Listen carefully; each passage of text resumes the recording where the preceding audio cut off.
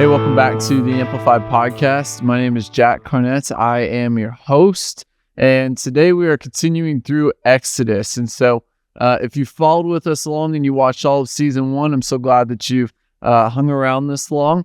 But we are moving through the story of Moses now. And so we've talked about in the past that there are a few people in the Bible that we really get to see their whole lives. And Moses is probably, other than really maybe King David or Jesus, he's like one of the top 3 that we get to see there in his entire life. And so if you've been following along, we are now in chapter 5. We're going to read chapter 5 and 6 today. In the last episode, we talked about how God is reaching out to the people of Israel.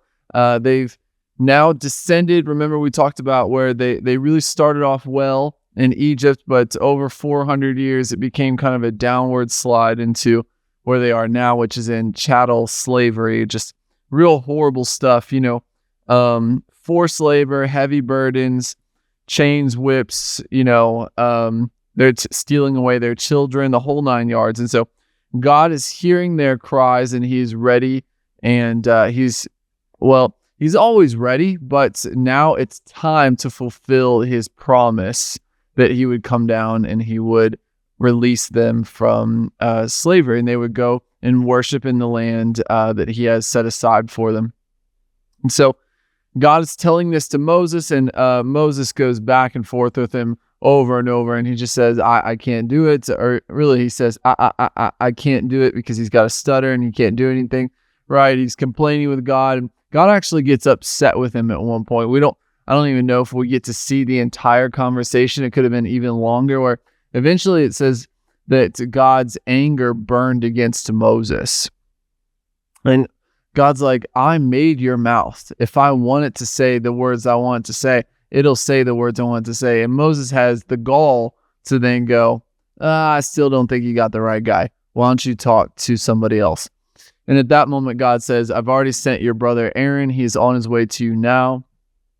We see this weird exchange between Moses' wife Zipporah and their sons being circumcised. But the point of that story is that Moses is about to be the leader of God's people completely, bar none. He is the leader. And if he can't follow the rules now when he's just the leader of his family, and he can't hold himself to the same rules that he holds everybody else to, then how is he going to be able to do it later on when he's in charge of, hundreds of thousands of people? And so God's anger burns against him again. And just in time, Zipporah comes in and saves the day and circumcises the sons. And so if you'd like to know more about that, you can watch our most recent episode. So today we're going to start with chapter 5 in Exodus. So if you could open up your Amplified Bibles to chapter 5, or you can open up your Alabaster Bibles. Those are really great. I do this thing where I will walk around. I won't tell you where, but I go on walks to read the word, and I always just bring one of these because it's super easy to just walk around. And especially if you're just reading a psalm or a proverb and you just want to pray that over yourself or wherever you are, it's great to just have one of those Alabaster Bibles. And so let's read chapter 5 and chapter 6 together, and we'll go through it. So Moses has been sent to Egypt, and he's showed up, and he's there to speak to the people. And really, it's from God to Moses to Aaron to the people, then the people back to Aaron, back to Moses, back to God. Of course, God hears all of it, but he wants to use us, even when we're not perfect, which nobody is except Jesus. So it says this. Afterward, Moses and Aaron came, and they said to Pharaoh, "Thus says the Lord, the God of Israel," classic line, "let my people go." And actually, the full quote is, "Let my people go, so that they may celebrate a feast to me in the wilderness." Now, this feast is going to keep coming up over and over and over.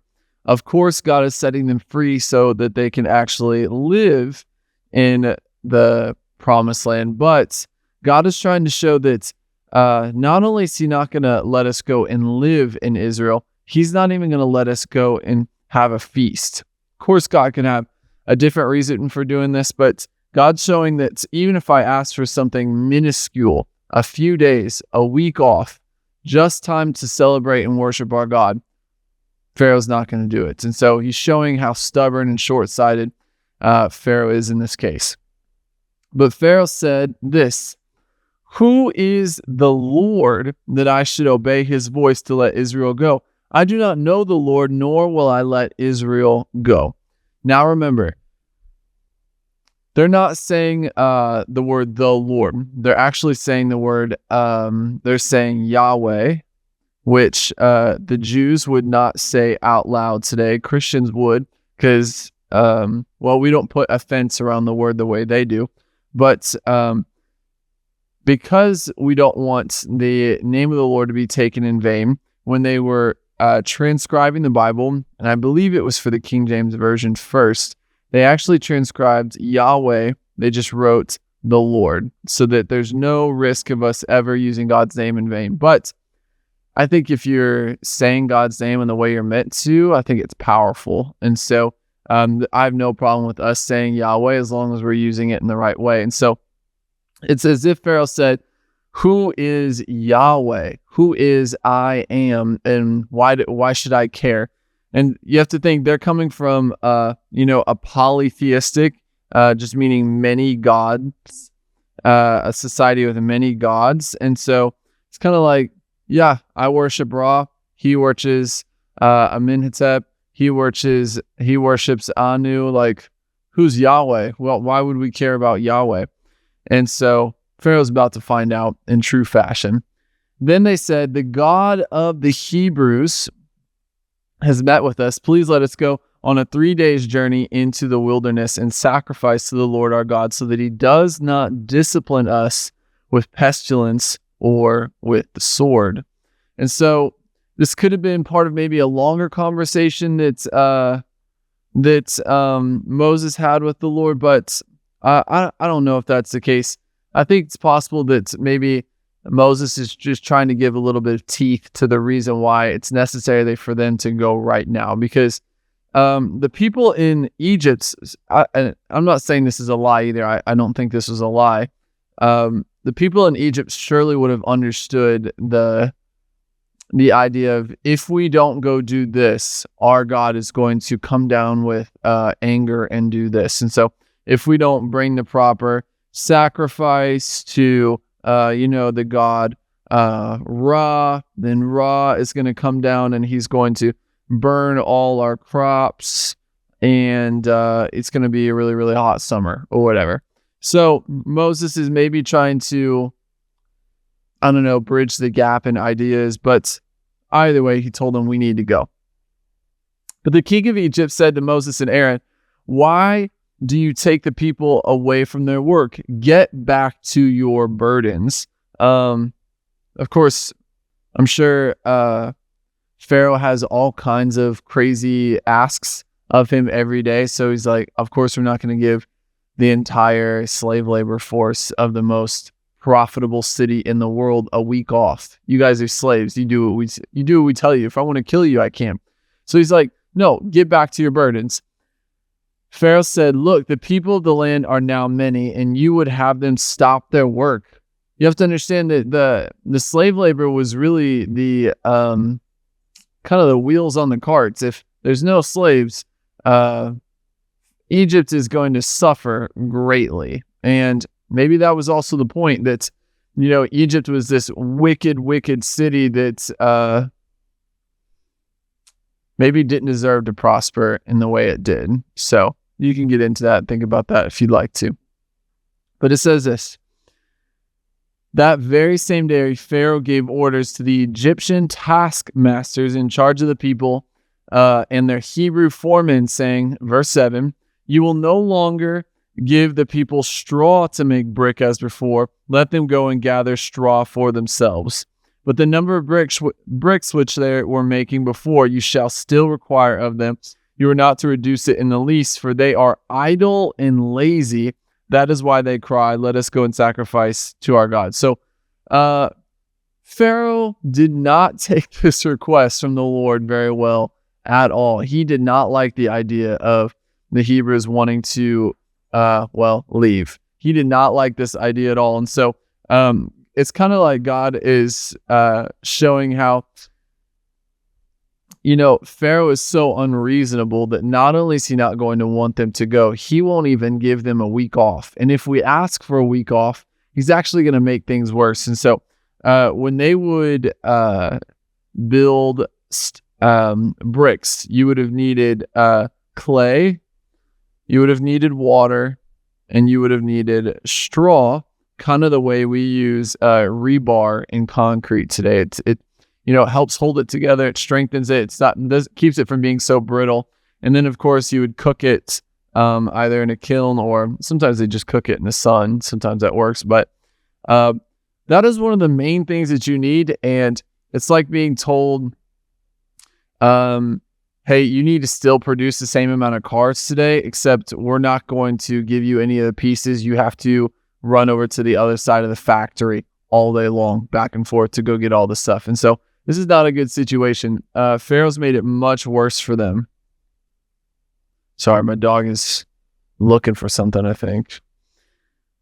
But the number of bricks which they're making, you shall still require of them. Let's read verse 9. Let labor be heavier on the men, and let them work hard at it, so that they will pay no attention to their gods' lying words. Wow. That's it's very bold from Pharaoh. And maybe, honestly, it almost seems like a demonic sort of anger in him. And that maybe seems a little bit obvious, him being a pagan king, but this almost seems like, I don't know, it seems like he's overly angry that the Hebrews would even ask for something like this. And so we have like 3 different verses in a row, which doesn't always happen, where we get the actual words from Pharaoh saying, you're going to make it heavier. They're lazy. Their God is lying to them. It's almost like the devil's like overplaying his hand, that he does not want them to leave that bad.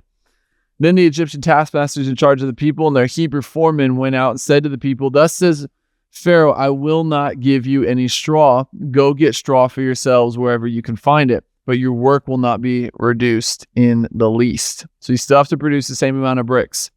So the people were scattered throughout the land of Egypt to gather stubble to use for straw. And the taskmasters pressured them, saying, finish your work, fulfill your daily quotas, just as when there was straw given to you before. And so, again, this is the worst form of slavery that we're seeing. This is chattel slavery. This is whips. This is heavy burdens. This is long hours. This is no pay. They've fallen from grace quite a ways. Verse 14, and the Hebrew foremen whom Pharaoh's taskmasters had set over them were beaten and were asked, why have you not fulfilled your required quota of making bricks yesterday and today as before? So now the Hebrew foremen, they're not being given the same materials, and their people can only work so hard. And when they don't fulfill what they need to, the Hebrews, guys that are in charge, that are kind of like the administrators, are being beaten. No straw is given to your servants, yet they say to us, make bricks. And look, your servants are being beaten, but it is the fault of your own people. And but Pharaoh said to him, you are lazy, very lazy and idle. That is why you say, let us go and sacrifice to the Lord. So Pharaoh is taking this extremely personal, that they would go and ask for this. Get out now and get to your work, for no straw will be given to you, yet you are to deliver the same quota of bricks. The Hebrew foremen saw that they were in a bad situation, because they were told, you must not reduce your daily quota of bricks.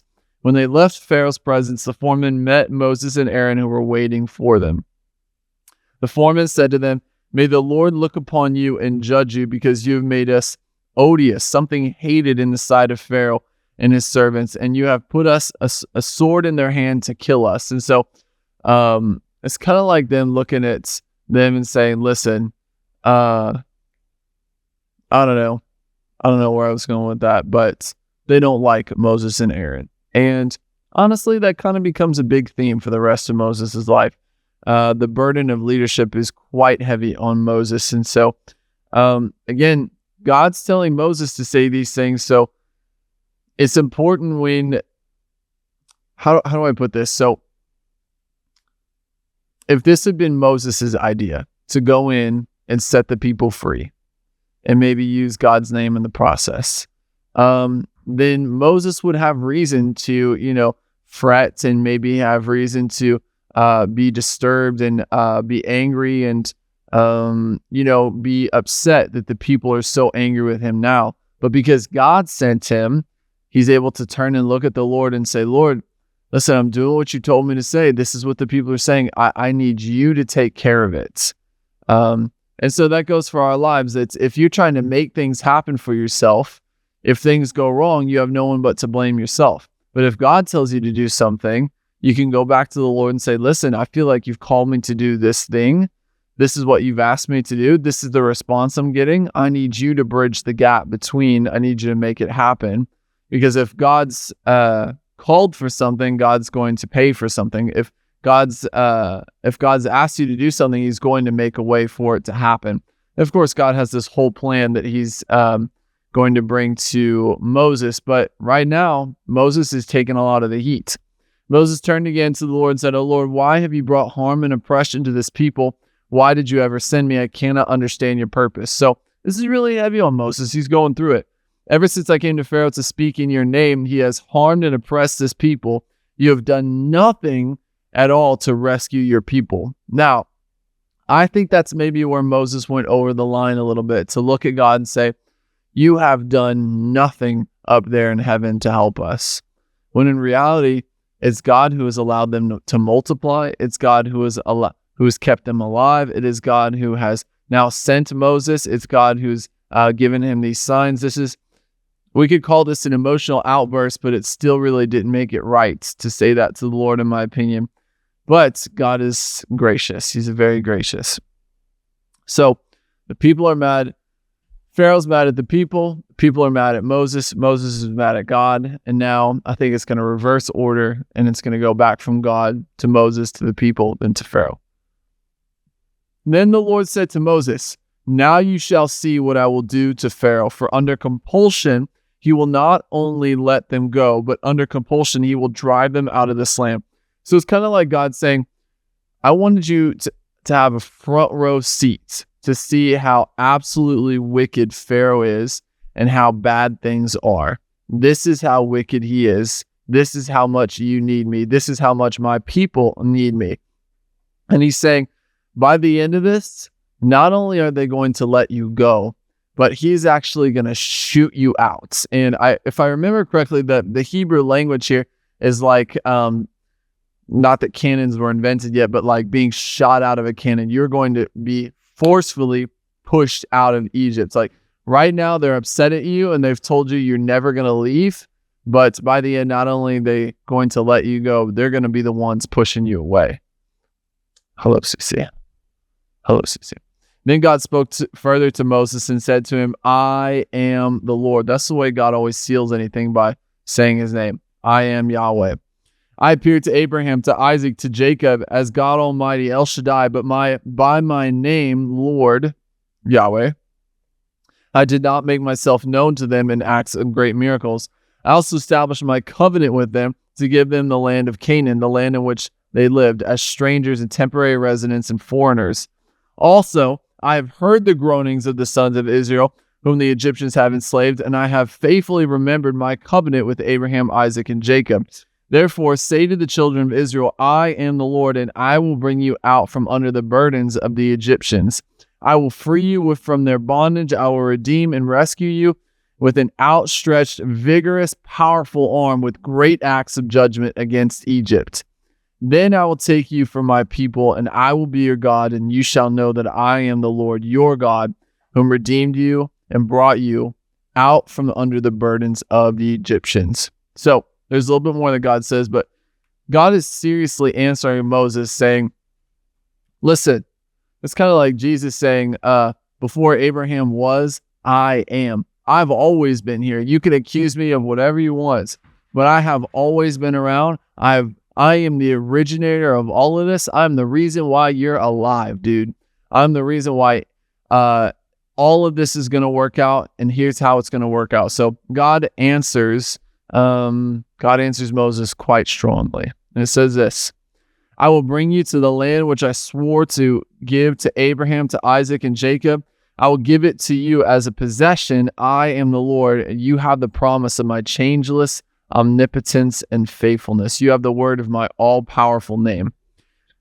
Moses told this to the Israelites. So again, a lot of the language is going to go from Pharaoh to the Israelites to Moses and Aaron, and then to God. And now it's going back from God to Moses and Aaron to the Israelites and now to Pharaoh. It's like they're playing telephone all the time.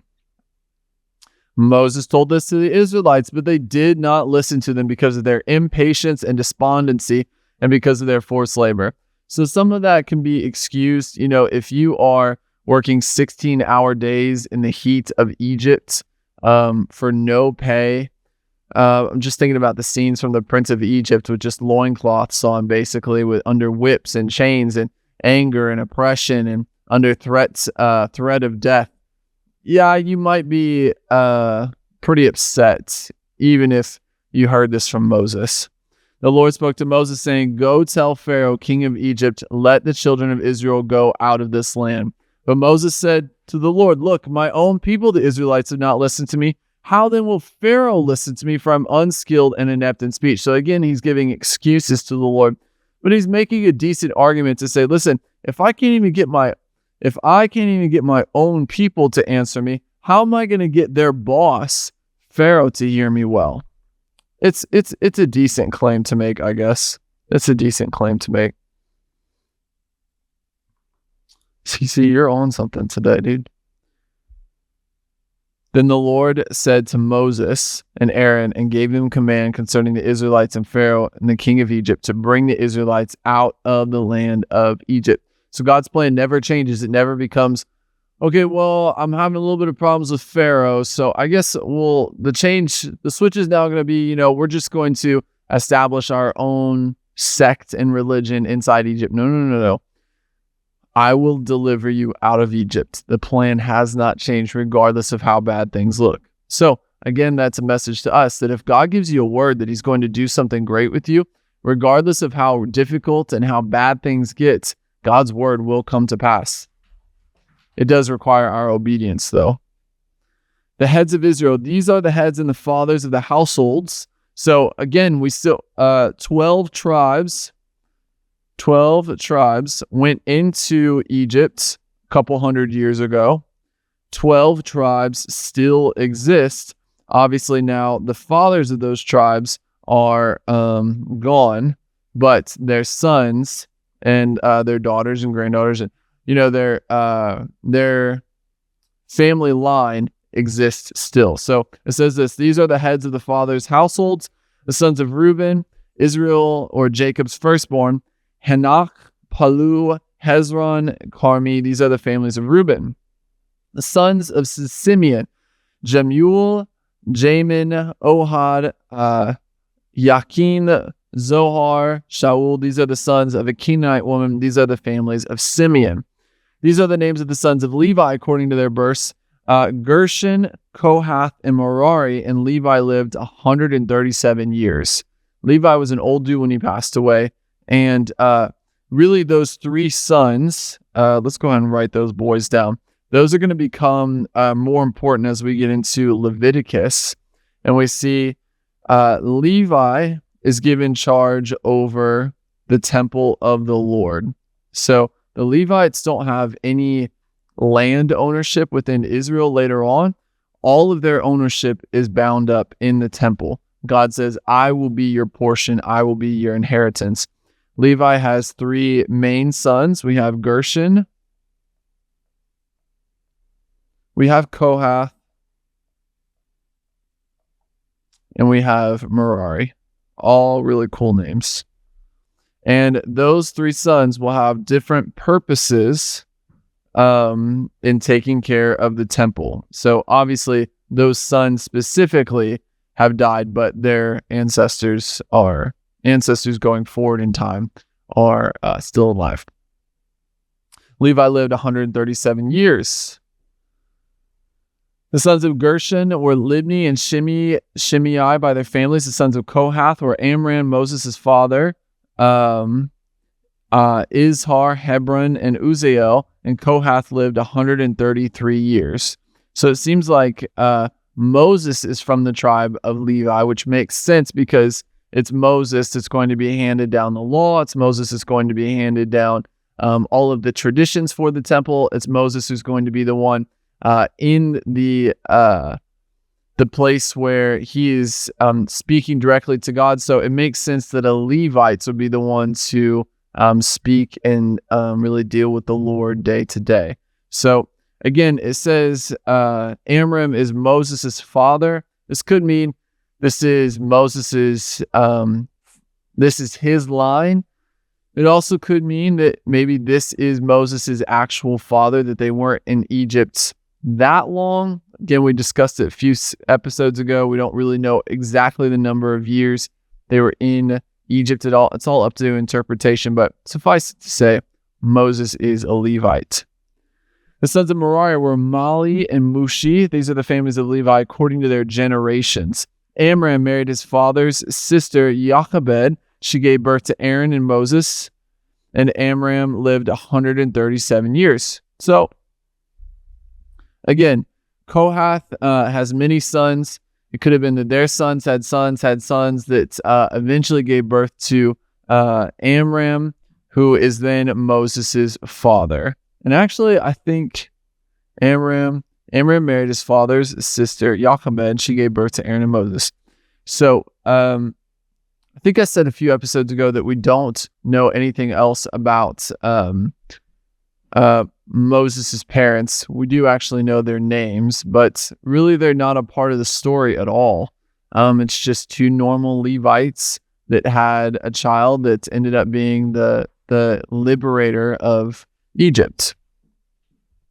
Also, again, what they're doing sometimes is the wrong thing to do, but God's faithfulness stays the same anyway. So him marrying his aunt is, God's not condoning this, but God is going to use them nonetheless. It says this: the sons of Izhar were Korah, Nepheg, and Zikri. Korah becomes a real piece of work later on.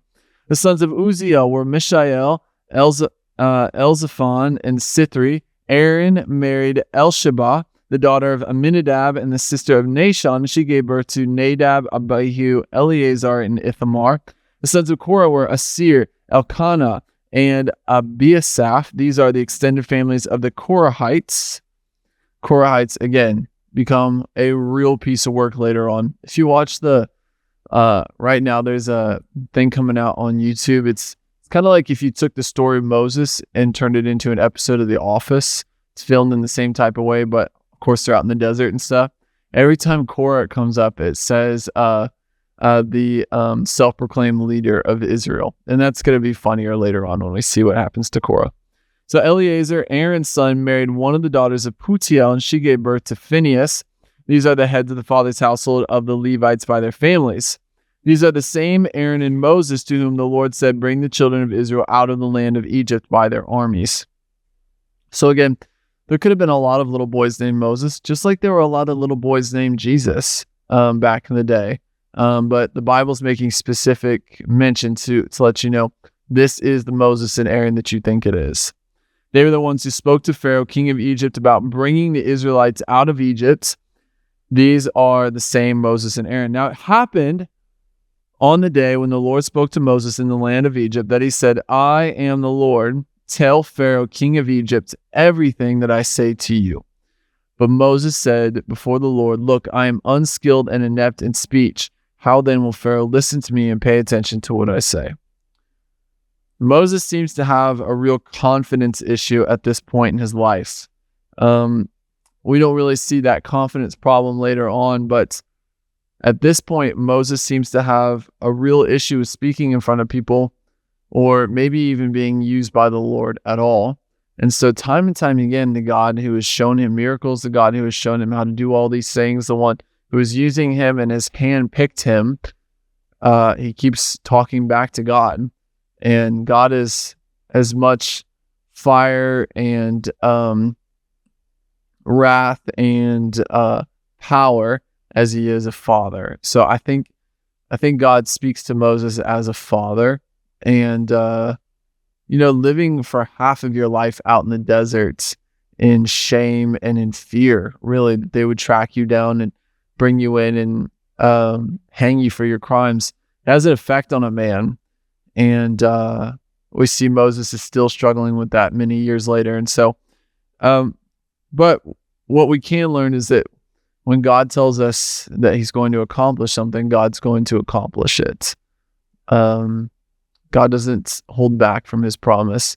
The word says, in the same way the rain comes down and does not return back to the air until it's watered the earth, so it is the same with my word, that it shall not return to me void. What God says will happen. And so it's up to us to be obedient. And obviously, if we're not going to be obedient, God will find somebody. In this case, he found Aaron, and he can use them both, but we still shouldn't argue with God.